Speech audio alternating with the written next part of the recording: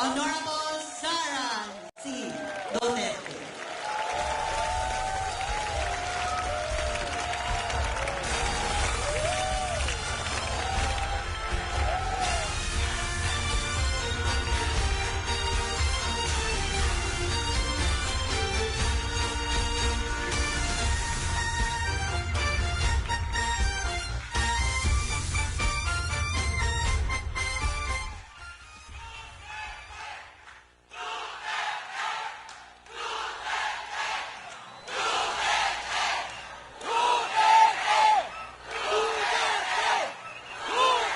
Maraming salamat.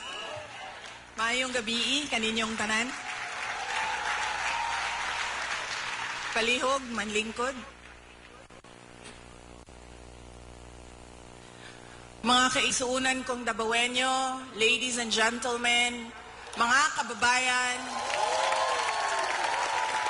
Assalamualaikum warahmatullahi wabarakatuh. Madayaw, umayong adlaw, kaninyong tanan. Magandang araw sa inyong lahat.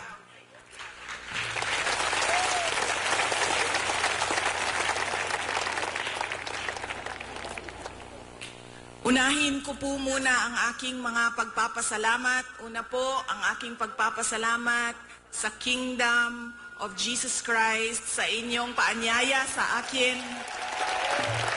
na dumalo sa inyong 39th anniversary. Maraming salamat po sa inyong imbitasyon.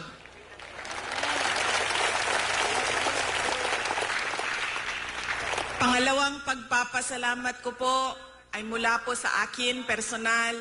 Ang pagpapasalamat ko sa tulong ninyo, sa kampanya ninyo, sa suporta ninyo at sa boto ninyo para sa akin nung nakaraang halalan ng taong 2022.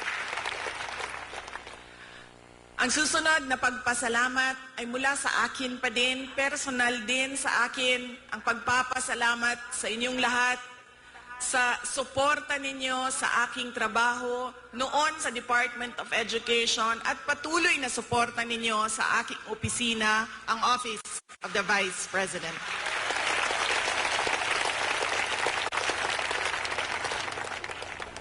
At ang huling pagpapasalamat ay mula po sa aming pamilya, ang pamilya Duterte.